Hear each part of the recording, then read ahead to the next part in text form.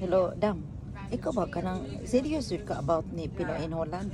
So first na kung kita ni Pinoy in Holland, I like him so much because he's very approachable. Then makikita mo talaga sa mukha niya na talagang seryoso, tapos sincere, na consistent, maalaga. Yun kasi yung hinahanap ko sa isang lalaki.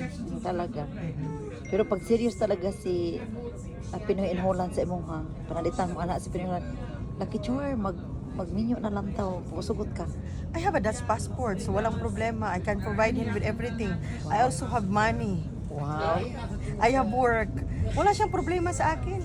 Nakausap ko na rin yung tita kaya niya. Oh, anong sabi? Kaya lang si Pinoy in Holland daw, marami pa daw papakainin. Anong sabihin mo kay Pinoy in Holland ngayon?